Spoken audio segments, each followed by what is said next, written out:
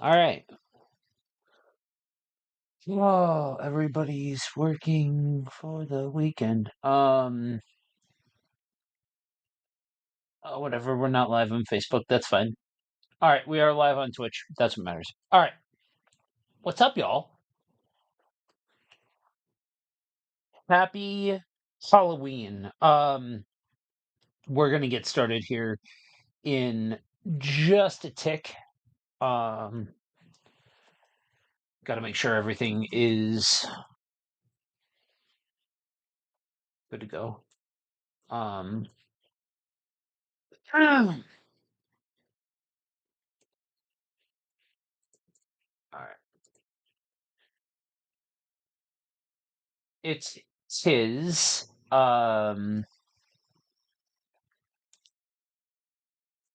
The high holy day of spooky season. It is Halloween, guys. Happy Halloween. We made it. We made it through another spooky season. So, what better way than the to celebrate the holiday than coming together and talking about some franchises that I love. So on this channel, I never really intended for this to be like a horror channel. However, for 2 seasons now, I've consistently gotten the most amount of feedback and the most amount of growth pattern out of doing horror content. So I may end up just doing horror content because that's the life of a content creator. But I've sprinkled in my own tastes into the different lists that I've done that I've done throughout the season.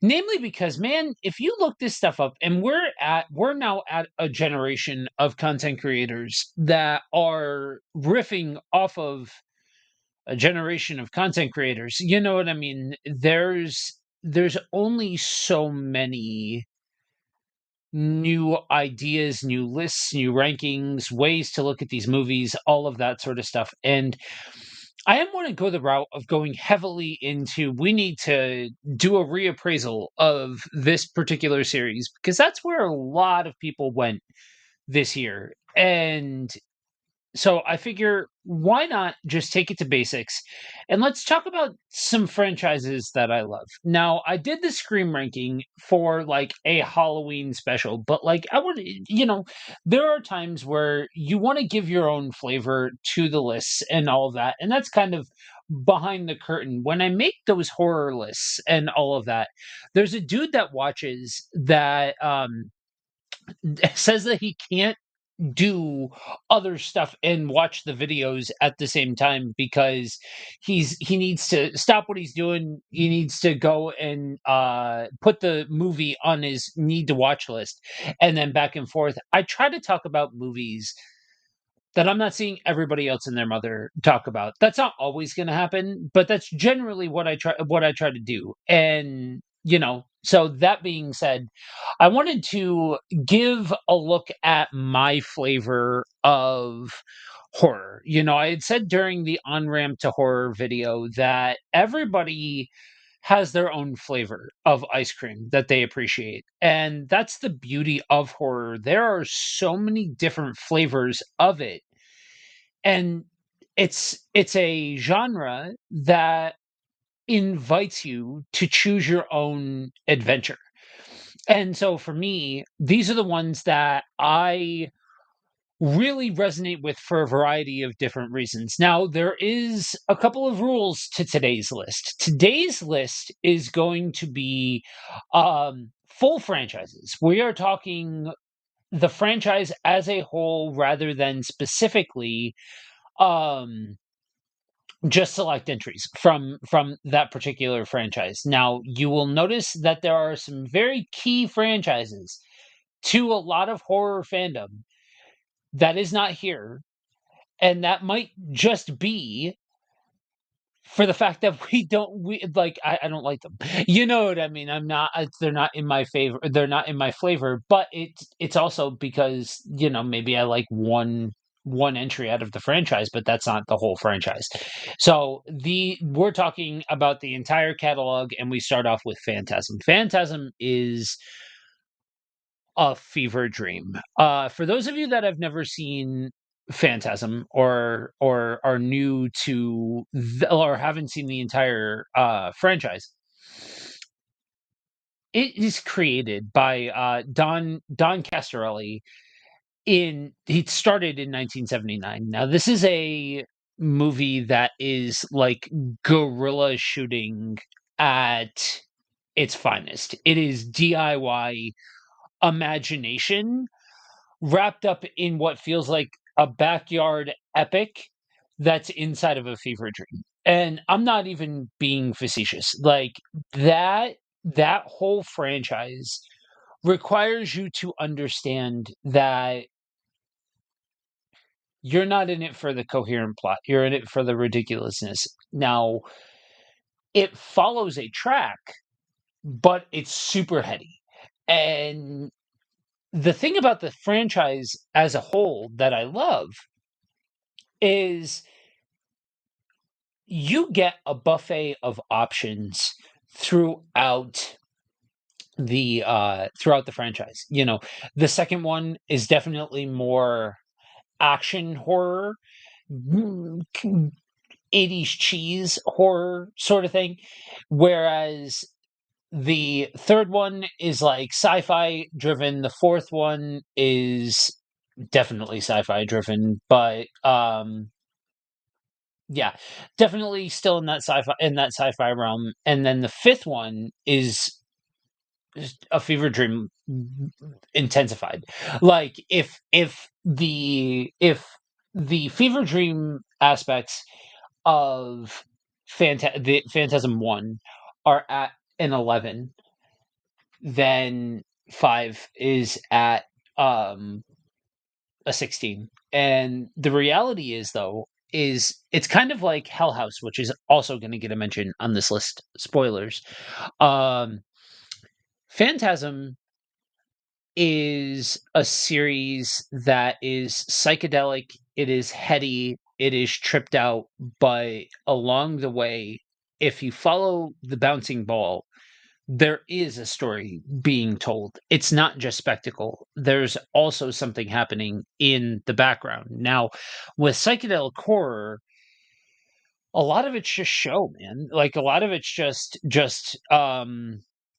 the spectacle of what's happening on the screen and how ridiculous it can be and all of that. Now, the biggest thing about Phantasm is you gotta buckle up that the end sets the table that maybe this whole thing was a dream. That's what a phantasm is. So like the name of the movie is cluing you in to what we are in for, what you're in for the entirety of the thing. I mean, there's mutant Jawas and there's the tall man. Tall man. Angus Scrim was the OG thing of nightmares for me. So that's not true.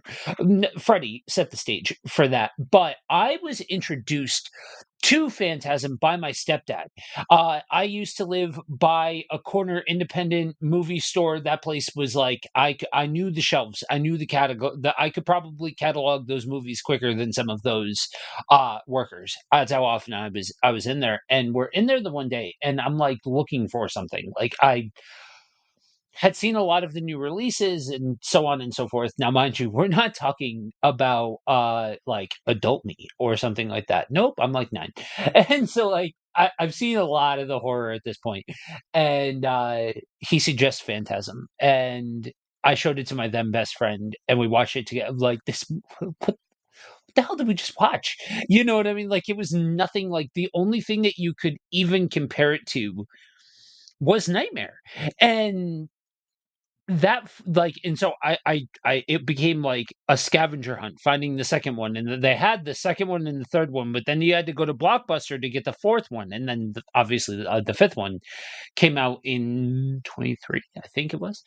um but yeah, it was like a scavenger hunt to try to find the sequels, and every sequel was so vastly different, and it's such a creative gem in the horror field. I love projects. Even if I don't love the story that they told, I love projects that reflect creator creativity. Like the actual creator's voice in the project, I will always, at the very least, respect that portion of the IP. And for me, having already I dig the existentialism at play here. I dig the is it all a dream at play here.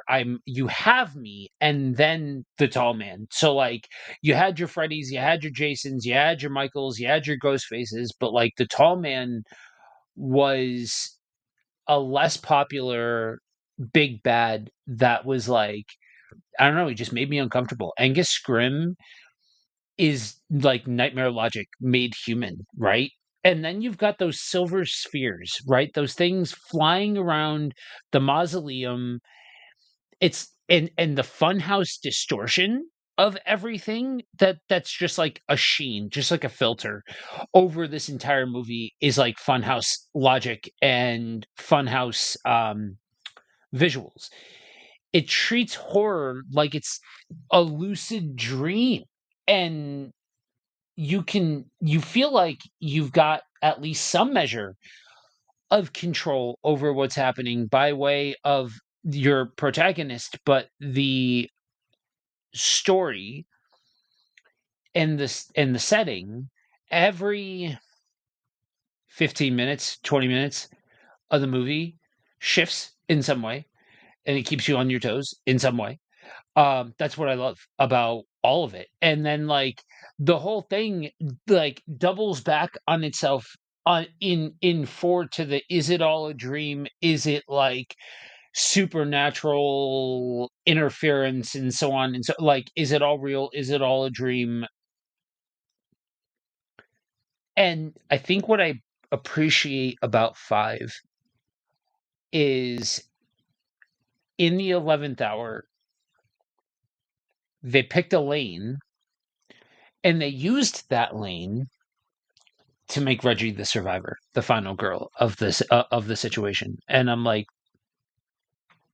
okay, like I think that in a head trip of a series that's getting essentially a legacy sequel at that point in time, uh, I think that is as good, if not better, than any other option that you've got for telling a story that still loops everything together and still makes sense and all of that. You could leave it at four and you can accept that the whole thing is one giant head trip and that's what it is. And not to say that five isn't a head trip, but it's a head trip that's pointing in a direction. Like it picks a lane finally and gives some substance to the particular path. Um So next up, which also real quick, because we have not played this game during this live. If this is the first time that you're catching a Thoughts from the Bearded Geek live session, we play a game called What's Joe Listening to? So this time I'm listening to Ice Nine Kills. I'm listening to Hip to Be Scared. I've got a Halloween playlist that I'm bumping in my ears that is like several different versions of This Is Halloween and all kinds of stuff. Like it's pretty weird. But I'm into it. And so I figure it's a good backdrop for a stream like this. And so anyway, we move on to the next. Now, I'm going to hit a couple of them that I wanted to start off with some real personal flavor that I don't necessarily hear on a franchise focused conversation. Now let's get into some givens, so that way we go ahead and place these. We got Halloween. So Halloween, for those of you that have not heard or have not watched the continuum of the videos, I've kind of left my origin story in pieces along the way. I first saw 2 and 3 because the local warehouse discount mart had them 2-pack in VHS when I was a kid, and saw those for the first time. So the very first instance, and you're going to hear some of my my bias at play with what I'm about to say. Um, Man, Michael is like an immutable force of nature into he is vicious, man. There are some vicious kills that happen in Halloween 2 and in the hospital. And because that was the first one I ever saw, I've got major nostalgia for number 2. That's why I wanted to make, if I'm gonna throw my hat into the ring and make a video on Halloween, and I don't care to get into the reappraisal conversation that's happening with 5 and 6, but, like, also let's reappraise those because 4, 5, and 6 are awesome. I wanted to go back to, like, hey, just in case everybody missed it, man, the David Gordon Green trilogy suffers from being redundant when we don't have the brother sister combination. I think if they would have left 2 there, you've got something, and then you give us 18.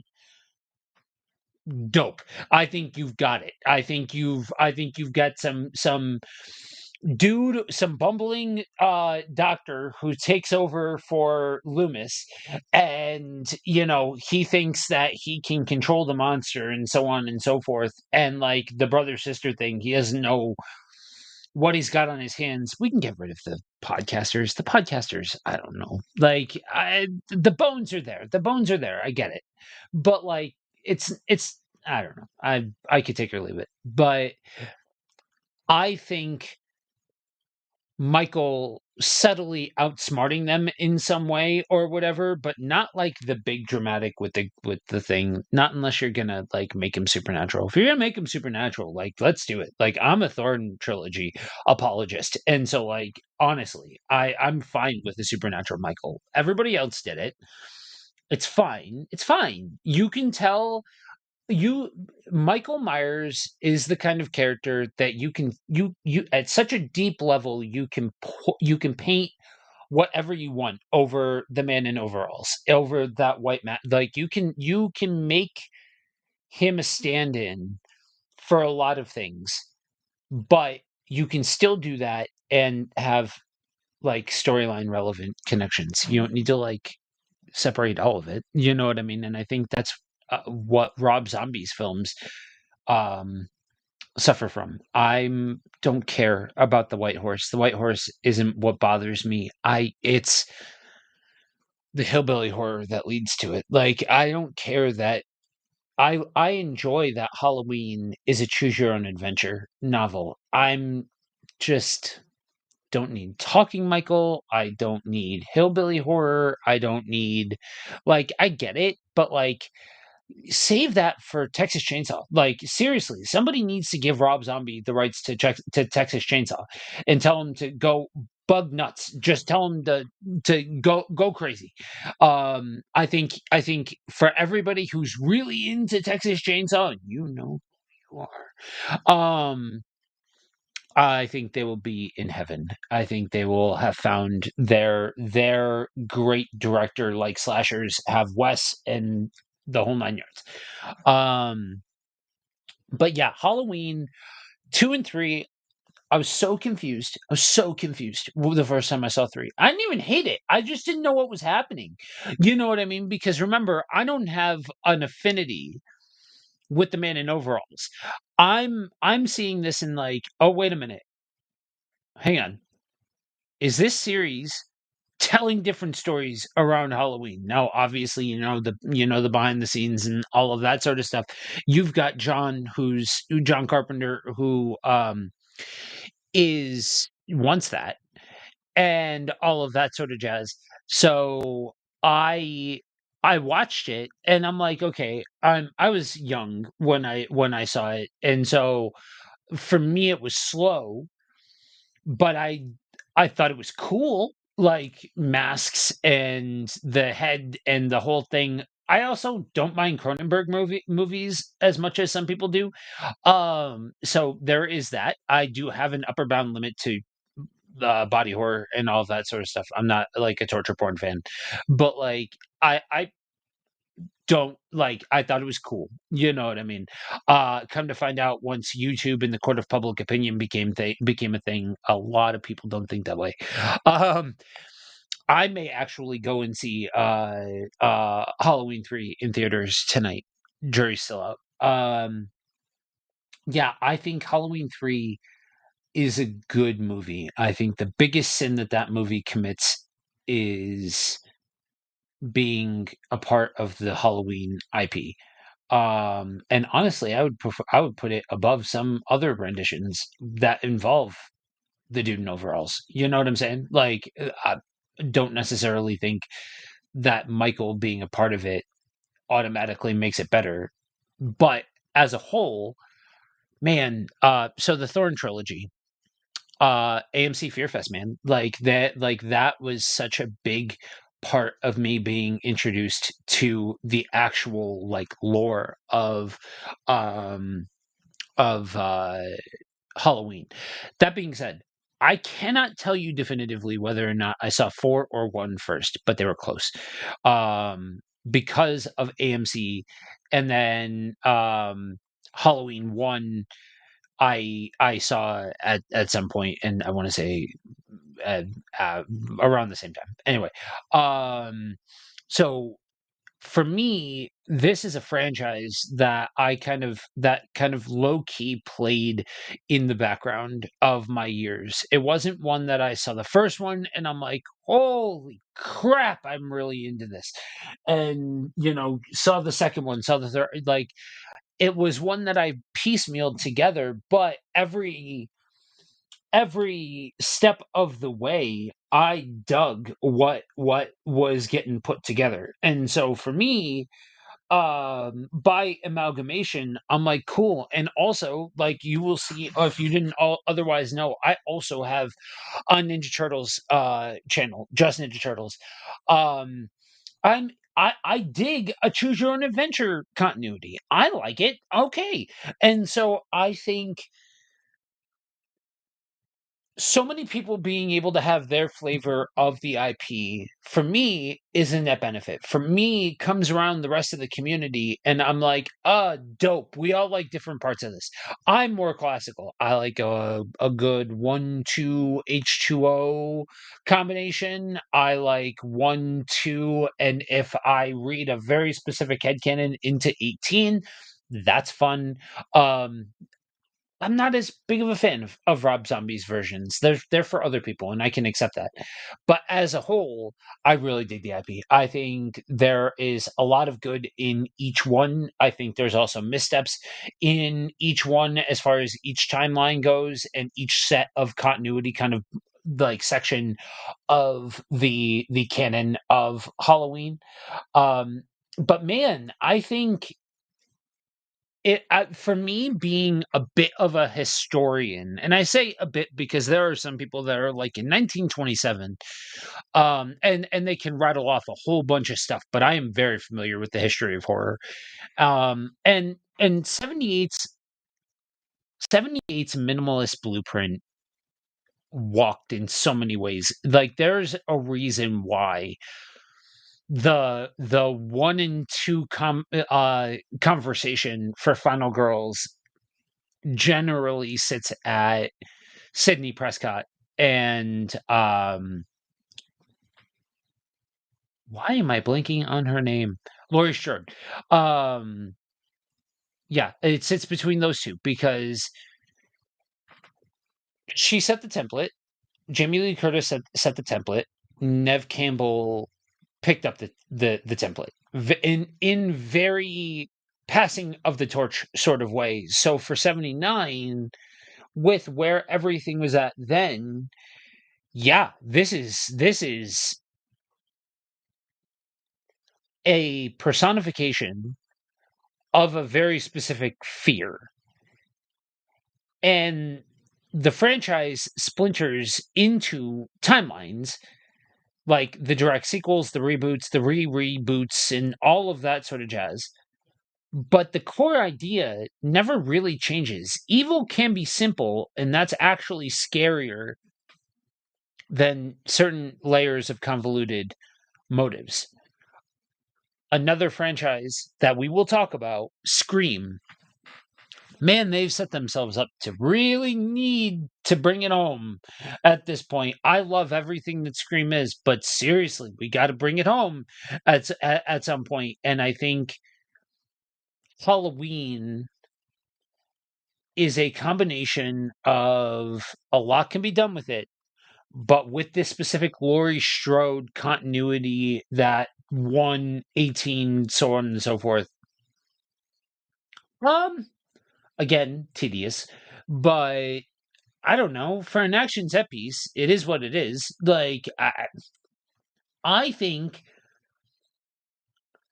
the writing is the biggest problem with that. I don't think it's on the directing. I don't think it's the production house's problem. I think they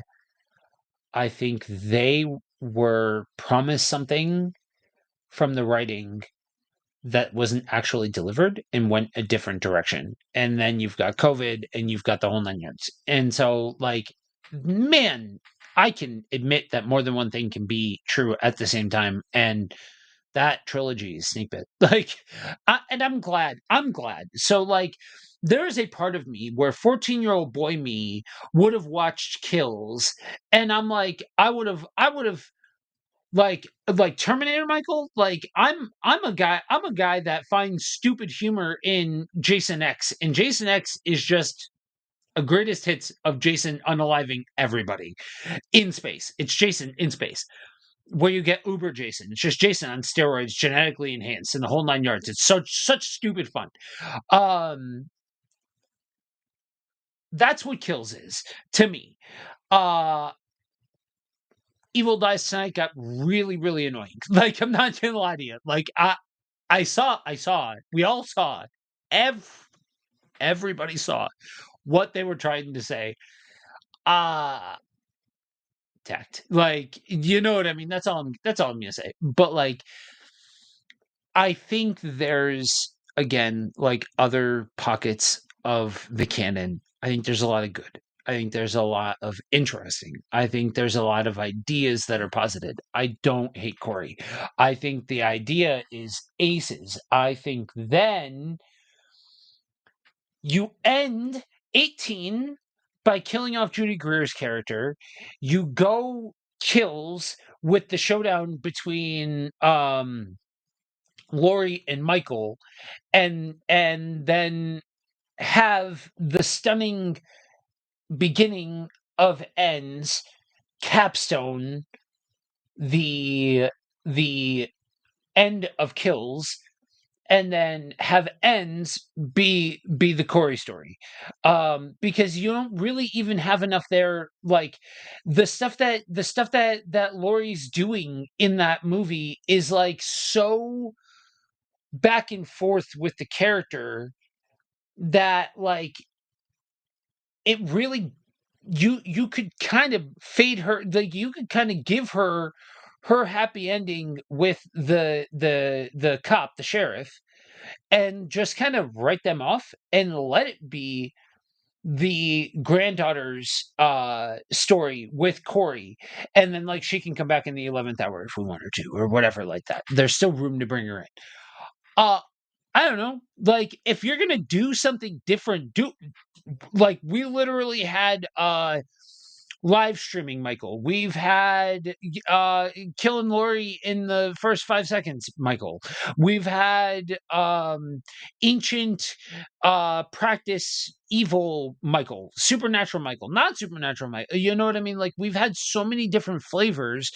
Fine, add your unique spin to it, but let it, like, say it with your whole chest. Don't double back then, and then make the closing moments about Lori and Michael. You are always going to have Lori and Michael at the very end. Cool. I don't have a problem with that. Where I have a problem is when you shove it into the last 5 seconds in a very particularly shot and sequence and explain scene. Like, I get it, it's supposed to be the end. We've already established through Kills that this is not one that's going to hold back from gore and violence and all of that sort of stuff. I'm just saying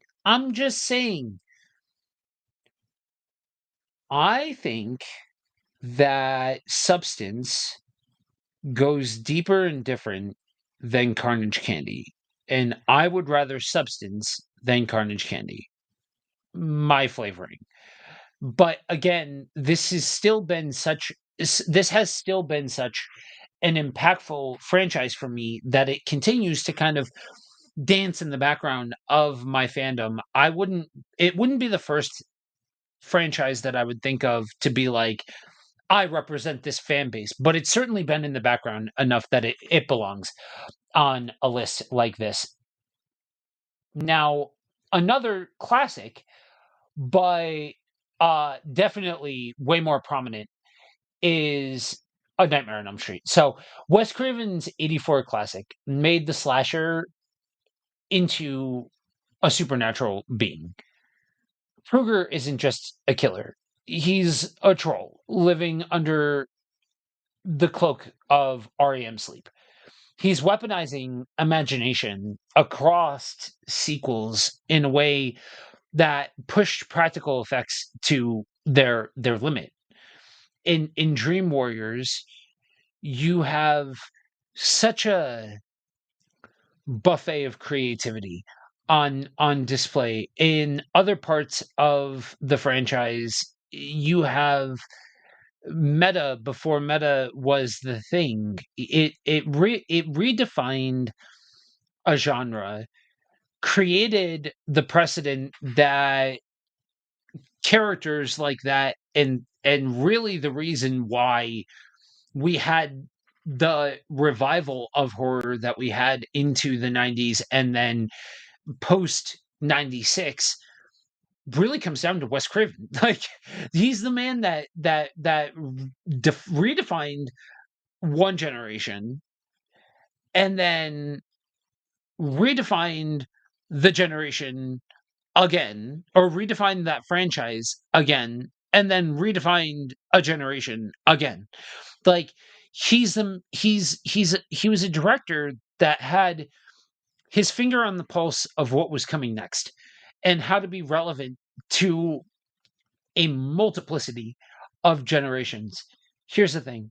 Nightmare is wildly creative. So when you're a kid, man, you see this dream demon, and then you see people slightly older than you fighting against this dream demon, and this is just an immutable force, and this is just physics are out the window, logic is really out the window, and you just have viciousness. Like this, like that first one is vicious. It is possibly the first horror movie I've ever seen. There's a couple of them that right in that very, very beginning, but like Nightmare was the first one that scared me. Like, seriously. It is the first horror movie that made me pause the tape. So I am all of six, not kidding. I saw Nightmare for the first time, and it was the body bag scene down the hallway that I had to pause it. I was like, nope. I needed to let myself reset. I'm six. I need to let myself reset. So funny story regarding Elm Street. I have met Kincaid. For all of you big time fans, I've met Kincaid, and super nice dude. I can't think of his name off the top of my head, but super nice guy. Um, and we're chit-chatting, and I was like, yeah, so Nightmare was my first like real big horror fandom. Like, I am a Freddy Krueger guy. Yes, I understand MTV Freddy. You know what? I'll say it. I'll be brave and I'll say it with my whole chest. Freddy's dead. Bad pizza is still better than no pizza. I said what I said. I know what I said. I stand behind what I said with my whole chest. Is it the best movie ever made? Absolutely not. Is it the best horror movie of that year? Absolutely not. I fundamentally understand um where it sits in the pantheon of quality, but don't know, man. I'm a Fredhead. What can I say? So I saw one, and then I saw three, and then I saw Wes Craven's New Nightmare. It was after the fact that I saw four and five, and I think two was the last one that I saw. Um, man, that first one with the body bag scene, that messed me up, and just that whole movie just totally unsettled me. And because it was so different. And it to me, that whole franchise is a series of situations with such a premise that's so good to me that the premise in and of itself does a lot of heavy lifting. Again, is every movie the best movie that's ever been created? Absolutely not. But every movie, again, brings something to the table. I think is really good. And there are none. Man, the remake makes it dares me not to like it in a lot of ways. I think the idea of micro naps and falling asleep standing up and all of that sort of stuff is a chef's kiss. Like you found and exploited the way that you could make dream logic more messed up. Like you that the idea that you can just and in the blink of an eye, you are in the dream world and you don't even necessarily know it yet. Like that, for people who understand the gravity of dreaming and all of that, that is horrifying. But here's the issue, right? The 80s were a weird time. They made way for like the 90s to be like the climax of like community driven, capitalistic television. And I don't mean any of that negatively. I mean the fact that 80s set the stage for what it meant to be sold to. The 90s was that defined the decade really until '01. '01 it all changed. But I think that was kind of the zenith of that entire model. And I think the reality of Nightmare is it's such a premise that you can go super like pseudo religious. You can go um you can go deep into his mythology. You can go all of these places, but you also have to take into consideration who you're talking to at the time. So 80s, you got MTV. You got MTV Freddy. You got MTV Freddy as an anti-hero. You come for the spectacle, you come for the carnage candy, all of that sort of stuff. That's a product of the 80s. The 80s were a weird time. And so you have the reinvention of Freddy as this real life demon that was held at bay because of Freddy and all of that sort of stuff. And it's such a I saw it in all right. So I saw this in a recorded video, but if y'all are sleeping on the movies coming back to cinema movement that really like jumped off in 2020, you need to get on that because that is one of the best things that I have done for my fandom is really leaning into seeing these movies back in theaters. It has led me to now being able to say that I've seen the entire Scream franchise in theaters. Like it is such a cool experience to see these movies on the big screen, even if they're not your favorite movies of all time. I saw Wes Craven's New Nightmare on cable because cable was a weird place in the 90s. Um, for the first time. I saw it in theaters and it holds up. It's such a cool concept, right? Like it's Dream Demon, but like what are horror? Or what is horror? And it's all done by the GOAT. Okay, so Wes Craven is not just my favorite horror director.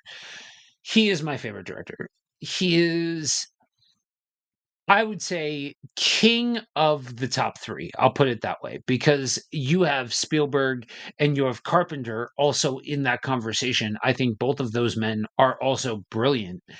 But Wes Craven, man, like the guy just, especially when you understand his background and all of that, it's just such a wild story. And so with him, he holds that special spot for me. You know what I mean? So, um, but yeah, when I met Kincaid and I was like telling him this story about the body bag kill being like one that really freaked me out, and I was like, yeah, I was like 6. He gave me this look, like, what the hell kind of childhood did you have? It was hilarious. Yeah, but like He is super nice dude, super nice dude. Okay, I saw a lot of myself in Kincaid watching those movies. But anyway, okay, so we have a couple that we've gotten out of the way that have been givens. They are absolutely like that, like they make sense, right? So from this point, we move into territory where I'm going to show my age. So I am an apologist for very specific types of movies. I got in through found footage, I got in through 80s slashers. I really loved Blair Witch when it came out, and then 90s slashers like Scream. We'll talk about, but Scream like gave me a flavor that I really dug, and so like found footage and slashers for me. Again, bad pizza is better than no pizza. Now another franchise would really come to define my fandom in a different way, but we'll get there in a little bit. So basically, the formula that Scream put forward was taken from Halloween and used in other IPs along the way. Those other IPs, I think, have enough substance to them that they end up on a list like this. And we are talking about I Know What You Did Last Summer. So it's kind of like the glossy 90s cousin to Scream, right? Coastal, small town, guilt wrapped in a fisherman's liquor, a hit and run secret that ends up rotting friendships. Like it's so Scream, but it's so not Scream, and it goes in a different direction. And I thought the first and second ones dared to do something different. Now, mind you, when they were first coming out, I had no idea that this was a riff on a book. I had no idea that this was something taken from a different um, from a different source and just totally revamped the story. For me, the story felt like super unique when I was first seeing it. And so I remember when I Know What You Did Last Summer came out, and I didn't see the first one in theaters, but I did see I Still Knew What You Did in theaters. And you know, it's such a remix of personality archetypes that I had been introduced to in Scream. And then I would come to find that as I grew in my fandom of Alfred Hitchcock, it would showcase the fact that I really like atmospheric horror. I really like when you can like visually bring me into an area, and coastal towns tend to be really good at that. And I know really did a good job of setting you in an atmospheric setting. And for better and for worse, when it comes to acting, when it comes to dialogue, when it comes to story, all of that sort of stuff, it's still so atmospheric that to me it gets points just for that. And that seaside coastal sort of setting is such a backdrop for the morality play that's taking place among the people. And you know, even down to the scream, that ultimate street scream, what are you waiting for those of you that don't know, that was in the movie because somebody won a contest and they could add a line to the movie, and it was a kid, and the kid said, you know, one suggested the scream, and Jennifer Love Hewitt like wanted to commit to the bit, like wanted to commit to this person who had won this contest. And so you have that scene. It's again, I'll use the word again. It's atmospheric. It is what it is. Like I don't mind the schlock of it when you're talking about a dude in a fisherman's garb with a hook. Like that's our big bad. And I didn't whatever. Literally the only one of this era of franchises that stretched too thin the design of the killer is Chucky. I'm just gonna punt that thing across the room. Why? I don't understand. I don't. He's vulgar. He's the '90s. He's the '90s personified. I understand. Brad Dourif does a heck of a job of trying to get, trying to set the stage, and his voice is iconic and the whole nine yards. I get all of that, but like, punt the freaking thing across the room and call it a day. Light the thing on fire, melt it until it is a different physical matter state, and then call it a day. Like, that whole thing could have been wrapped up in 20 minutes. Like, I so just don't vibe with Chucky, even though, like, I am every bit the 90, like, Rage Against the Machine was the anthem of my formative years. But like, still, I just, the vulgarity and Howard Stern of it all wasn't enough to bridge the gap of it just not being compelling for me. Anyway, that was a freebie. But all that being said, I feel like I hear a lot of people say that about I Know What You Did Last Summer. And is it schlocky? Yes. But for me, it came right at the right time. And I am exactly that right audience, because Scream is what it is to me. Next up, we have the OGs, the grandfathers, the granddaddies of horror. You've got the Universal Monsters. One of the full disclosure, one of the videos that I wanted to do this spooky season was, and it's coming. You can look forward to this. I'm not saying it's not coming, but still, I wanted to have out a look back at the Universal Monsters. So I did not know about the Universal Monsters right away. I had heard about them in, like, I don't know, my late teens and my early 20s and all of that sort of stuff. Because let's just say I knew my way around um a ship or two, and I would start to, like, that was when I really started to, like, dig in, and I was going, like, I went from VHSs to DVDs and the whole nine yards. And so that's where I first started seeing the monster movies on it as a whole, other than, like, the clips and stuff like that you would see along the way. Seeing them as a whole, like, then I got to see them all the OGs on the big screen over years. Like, different years have had them on the big screen, and that was such a special thing for my fandom, because in the way that Michael, and in some ways Freddy, but in the way Michael is a blank slate um for a lot of things to be read into it. um the Universal monsters are exactly that, just at a morality and what makes us human kind of way. You know what I mean? Because you're talking about the 30s. You're talking about a much simpler time and a burgeoning platform in a lot of ways. And so from the 30s through the 50s, Universal built horror's DNA. These are the ones that came out so that way others could take the model and go other places with it.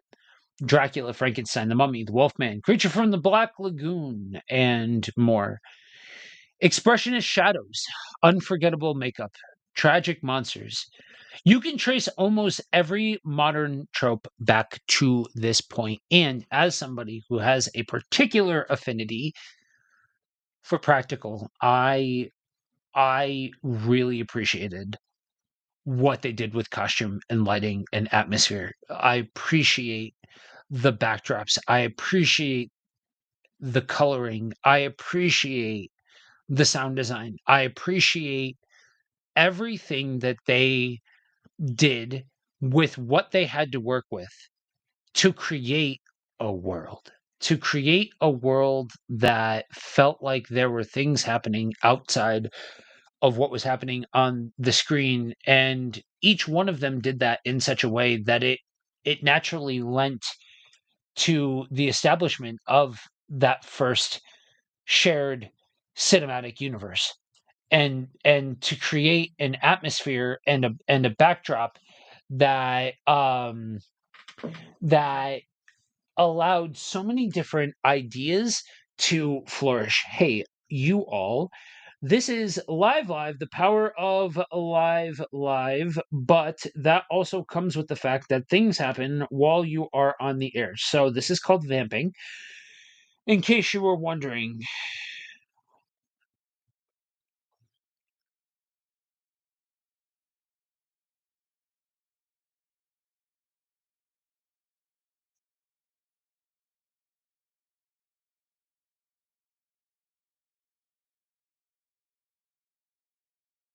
One thing that you will come to find about me is I cannot walk and chew bubblegum. I cannot talk and text at the same time. I've never been able to talk, type, or text at the same time. Like I cannot cross streams when it comes to that. So thank you for being patient, but we get back to it.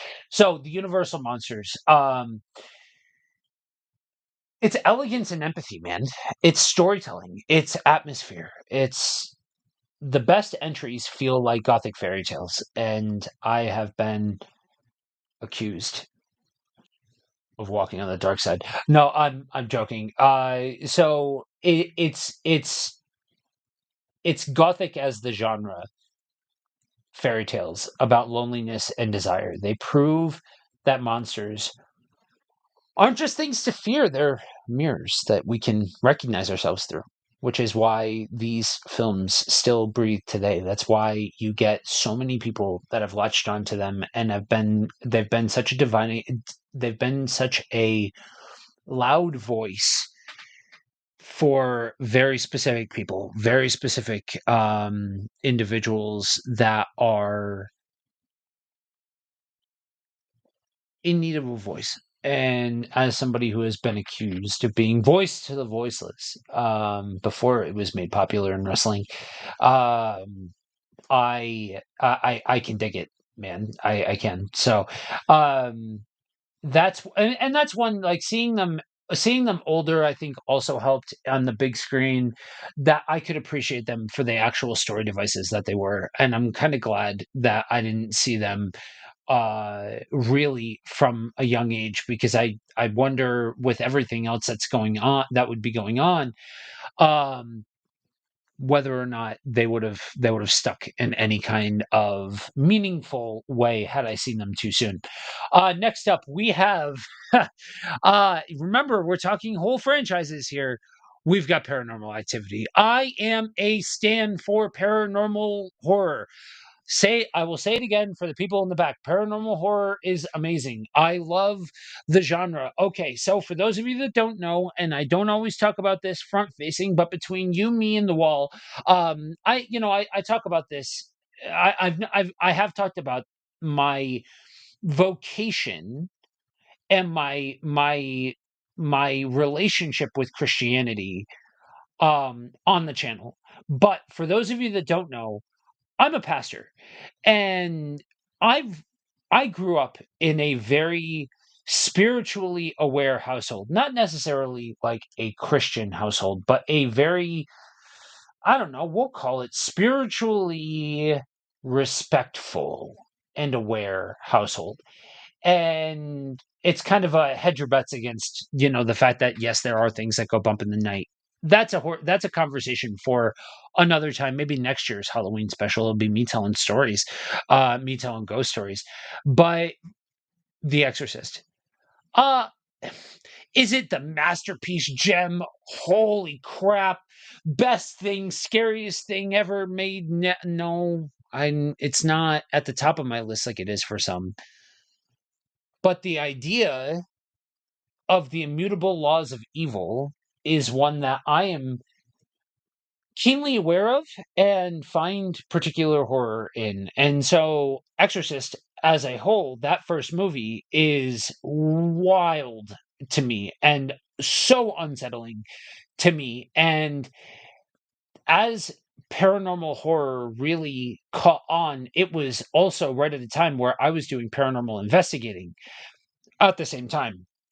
I'm literally the perfect mark. And so I really, when I saw Paranormal Activity, it was like the second coming of Blair Witch, man. Blair Witch is such a special movie, especially if you were there, especially if you experienced the marketing, especially if you experienced the backyard talk, especially if your friends hanging out after school going like, was it real? Was it real? Because seriously, we didn't have the internet in our pockets. And in lower income areas, dude, it wasn't that level. Like, yes, I understand some people will look at me and be like, the internet was in the home from the 80s. And it was, but when you grew up in a certain income bracket, you didn't have access to the internet in the same kind of way. And if you are of a particular vintage, there wasn't a centralized hub of Google in the same kind of way. And they did such a good job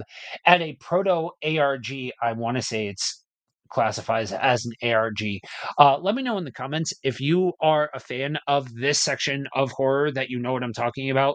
Is Does the Blair Witch marketing strategy constitute an ARG? Anyway, they presented it in a way that is, I don't know. You ask questions, man, and it just wasn't so straightforward. And so that whole minimalist style, the whole nine yards, I dig it. I made a video about it. I love the postmodernism of it. Being of the postmodern generation, I really feel that movie a lot. This was the reappraisal. This was the format. This took all of that minimalism and then updated it for a world where cameras are everywhere and ghosts are the thing. A micro budget experiment became a saga, right? Like static cameras, timestamps, and the dread of a house that won't mind its own business. Like, this thing just keeps coming, and you don't really, like, you end up getting an explanation, but you don't really have any. You were never actually given any measure of hope. Like, that's the thing you need to realize about that first movie. Like, you at no point were really promised hope. You hoped for it because hope is hope, but you were never actually given it. And that, I think, led to the unsettling nature of that first one. And you know what? For a build after the fact, retrofitting in a continuity attempt, I don't know, I dig it. Like, I like found footage to a startling degree, and then you also add in paranormal horror on top of it, and you add in like backstory. Give me all the paranormal lore. I love it. I eat it up with a spoon. And so that entire franchise, was every movie the best movie that's ever come out? No, it wasn't. But the franchise as a whole takes a format, really does some pretty cool stuff with it, tries to tell a coherent story, and then on top of it, you get a reimagining after the fact. Again, in the vein of paranormal horror. I Okay, cool. I would call that a solid, you know, B movie meal. You know what I mean? Like, it's a B meal out sort of thing when you're watching through the entirety of the paranormal activity franchise. But again, I was now in my adult years of being spiritually aware, and I wasn't a Christian this entire time. I was far from it, actually, when these movies first started coming out. And being a person who's always spiritually aware, had my experiences, and then on top of it, you add in the occult stuff that I was into. Like, this movie was such background noise. Like, it was appointment viewing during that period of my life, and for in a lot of ways, it was the adult version of Scream for me. That's how much I appreciate paranormal activity. And I think, if you appreciate patience as a scare tactic, if you appreciate an attempt of saying this is why there's the camera exists, I think you've got something on your hands. You know what I mean? Again, series that I didn't set out really intending to become a franchise fan of, but really sing as they go on Final Destination. So I made some horror movie videos about Bloodlines and about the Final Destination series as Bloodlines was coming out. Now, Bloodlines was mediocre. I said what I said. But the franchise as a whole is one that I really have appreciated over the years. In 2000, this series replaces The Killer with Inevitability, and I've been accused of being an existentialist in a lot of ways. Um, and in a lot of ways, I have come to appreciate. I've come to appreciate series series that ask big questions.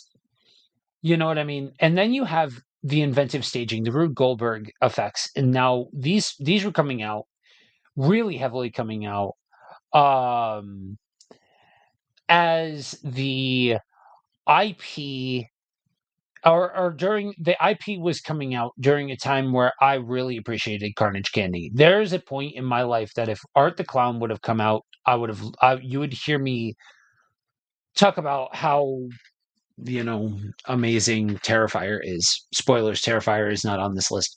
But I didn't mind the inventive kills, and the melancholic nature of it all really vibed with me, and the inventive ways that they did it. Is every movie, a gem? No, but I also think that this franchise does something that is grim, that is depressing, but is fascinating all at the same time. Next up, we have Poltergeist. Suburban haunted house horror, Spielbergian warmth, and Toby Hooper's teeth. The 1982 original is a roller coaster that loves its family as much as it terrifies them. See, the sequels, though, they push the mythology. The remake modernizes it, fun enough, but those sequels dive into indigenous mythology. They dive into that lane that's presented in the first one. The first one is goated for a reason. It is on so many different lists, it's on so many different examples, it's on so many different I'm gonna get real millennial and I'm gonna listen to Zombie by the Cranberries while we talk about Poltergeist. So yeah, Poltergeist is a movie that is goated for a reason, but I think the franchise as a whole is seriously slept on in a major way. In I guess in a way that Final Destination is, but Final Destination is camp. Final Destination is something entirely different. Poltergeist is trying to tell a heartfelt story, and I think succeeds certainly more than it fails. And the iconic imagery is more of a heartbeat of modern horror than I think we realize. That haunted house setting, the iconic TV static, the clown, the closet, practical effects with personality, and a satirical nudge about building new dreams on old graves on the backs of other people, right?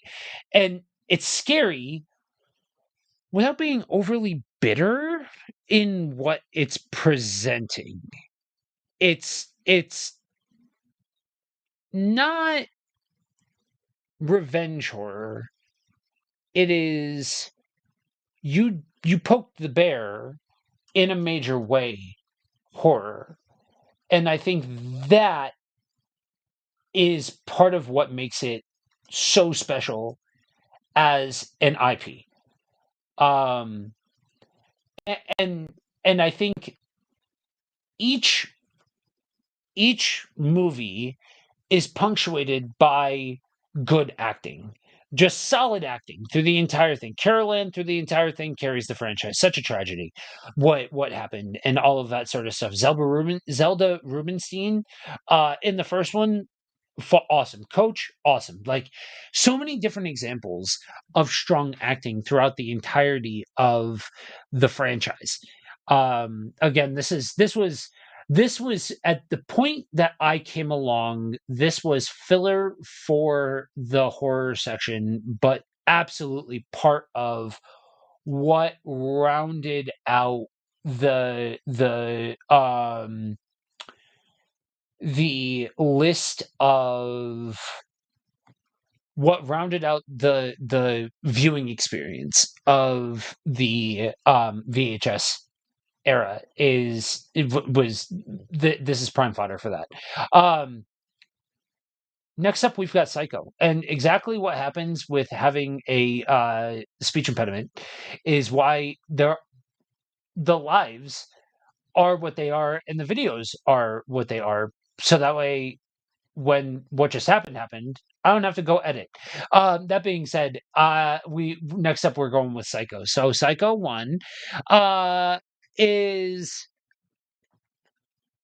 a classic. I've seen it in theaters multiple times now. It was one of the first Hitchcock movies that made me fall in love with Hitchcock from the movie standpoint. I grew up on black and white reruns, and Alfred Hitchcock Presents is a formative part of my fandom. And so I really appreciate what Alfred Hitchcock does, and especially being a historian of TV horror like I am, um, it's such an important piece to the mythology and the lore and the canon of horror, especially horror like horror in the visual medium. And so with Psycho, right, it is this movie that is so risque for its time and so genre bending at for its time and breaks so many rules for its time. And then you've got Anthony Perkins, who is just you have something not right with that boy behind his eyes. He's got a crazy behind his eyes. He's got nuts behind his eyes. He's got, I'm not fully home, but it only comes out really in spurts, in flashes. From the taxidermy, like the scene in the office where he starts to get worked up, and then just his disarming kindness before that. And then the way that he is able to play compartmentalized is goes down in the history books. Like he just created the character of Norman Bates for a whole new medium, and we have this whole display that's backdropped again by Gothic architecture. It takes so many cues from Dracula, Frankenstein era monster movies with the castles, with the design of the house and the backdrop of the motel and all of that sort of stuff. Like the scenery is so influenced by the Universal monster era, and that's part of why it almost feels like Norman Bates is a Universal monster. It almost feels like he's a second coming of the Universal monsters in a way where he's not necessarily contemporary of some of the other horror villains that were coming out when he was like really at his height. And then you add on top of that the big time jumps that happened between the sequels because Anthony Perkins didn't want to get typecast. And so they actually use that to its advantage where he has been away for all of these years and you are seeing an aged Norman Bates, and then they make it a character study. They double down on the Norman Bates character and say, well, what if could this man really be rehabilitated? If we're going to talk mental illness, are we going to talk about redemption? it's such a tonal shift and it works. And then you get 3 and 4 that continue on being more substantial than they had any right to be. And then you have the series, and yeah, there's the remake with Vince Vaughn, whatever. Um, it's literally shot for shot, but it is such a story, and it's got such teeth that it not only did it break the rules and set new standards, it then made you care about the monster and then doubled down and turned it into a Greek tragedy and like went harder than a bunch of sequels to Psycho had any right to, and became a franchise that tells such a story that it actually feels deep. You know what I mean? So my last two, I've got two more. First one, I'm going a bit of a sleeper hit. It's Hell House LLC, a 2015 found footage sleeper that understands how haunted attractions actually operate. Fixed cams, set dressing, and just outside the light horror expand into a small but potent mythos across a series of sequels that continue to paint a much larger picture from, again, a very creative mind. I have met the director. I saw the last one in theaters. He was in the theater. Super nice dude. Just a super nice guy. Such a we saw his vision. He put it out there for everybody to experience, and he did so in a way that he told the story along the way and set up an atmosphere through found footage, through haunted house attraction horror that just is such a good series for me. That's actually what is going to be our Halloween watch is Hell House LLC Lineage, the last one that just came out. Um, Man, that first one, and really in a variety of ways throughout the different sequels. Each one shows a level of restraint. A clown mannequin shifting an inch is scarier than a digital demon that's in your face. The Abaddon Hotel feels lived in, and it feels cursed. The Carmichael Manor feels lived in, and it feels cursed. Making each corridor its own dare and its own jump scare waiting to happen. So, what's it? What's the top of the food chain? Was there ever any question that it was going to be anything other than Scream? What do you say about Scream?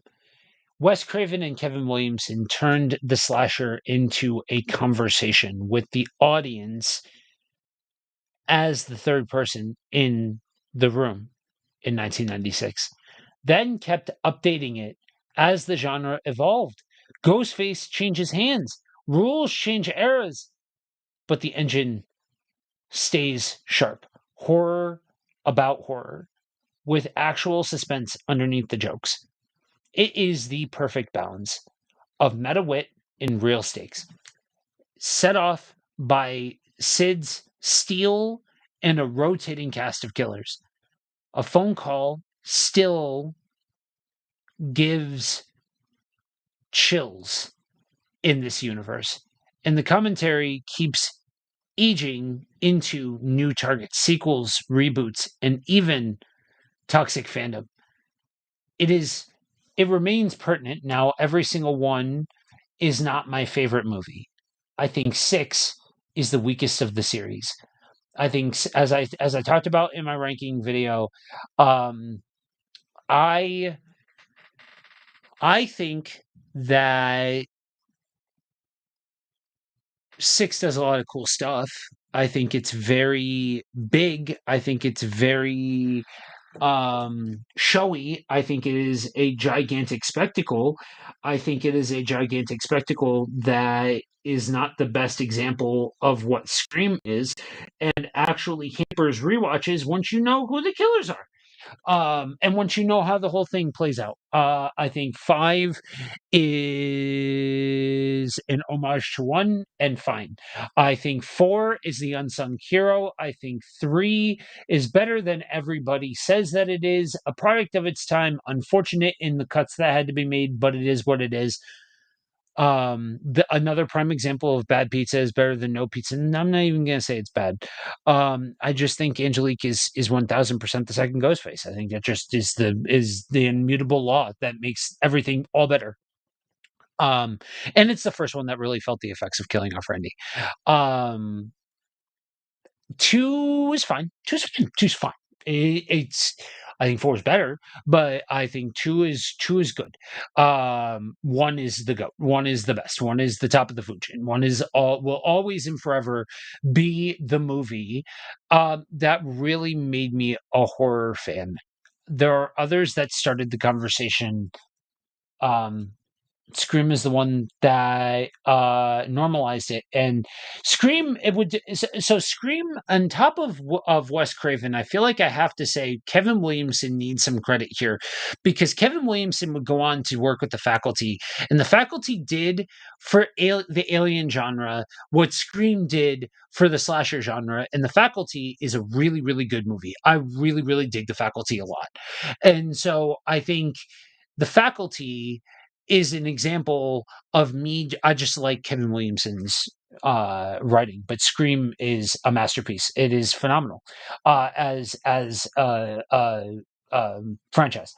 Um, honorable mentions. Random supernatural possession one-offs. So these are the red. This is Redbox horror, right? This is the haunting of. This is the 87th taking of. This is the 87th the possession of. It's that whole niche of movies that I understand. This is franchise, but like yes, I have a history with that entire franchise or that entire genre of horror. Same thing with B movies, man. There are movies that are in these two categories that I've seen that some people have never even heard of. So those are the unsung heroes of quote unquote franchises that make up my flavor of horror. So that's it. That's all. That's my mix. We've got Phantasm, Halloween, Elm Street, I Know What You Did Last Summer, the Universal monster movies, Paranormal Activity, Final Destination, Poltergeist, Hell House LLC, and of course the one and only Scream. That is my map. A mix of foundational classics, stylish slashers, found footage, chillers, and a few gloriously scrappy outliers. If you want, go ahead and sound off down below. Let me know what your franchise picks are. Let me know what you are watching this spooky season. So, what is next for Thoughts from a Bearded Geek? It has been high horror season over the last month or two. Did I get everything done that I wanted to get done? Absolutely not. Is there next year? Yes. Will we keep doing horror into um fall and winter and all of that and into the coming months but I'm also going to get into sci-fi in November and we'll see from there. I don't necessarily have a month by month chart made, but I'm certainly not going to stay just fixated on horror. I hope you all will continue to venture through horror or through fandom, through movies. I think this has accidentally become a movie channel, but movies are a big part of what makes me a nerd. I would love, love, love if I could also attract part of the audience that dug comics because I do love talking about comics. I was going to do a top 10 comic book villain video. I may still do that, but it feels like not everybody from my fandom likes comics. Even though one of the best movie or best videos that I've done on this channel is the Deadpool and Wolverine movie. But anyway, I digress. So that's what's coming up. I've got some sci-fi on the horizon. I finally Finally, I'm going to talk about Planet of the Apes. I love Planet of the Apes. There are going to be plenty of videos coming out about Planet of the Apes in November, maybe even some Doctor Who and some other conversations had along the way. But that's it, geeks. Happy Halloween. This was fun. And there was constant audience. What's up, you all? I'm so glad that some of you joined live. As is the case with everything KFM related, go ahead and drop where you are tuning in from and that you and which Twitch account you are watching from, and you will be entered into a discount code or enter into a giveaway for a discount code for our merch shop. But until then, until next time, stay spooky. Have fun tonight.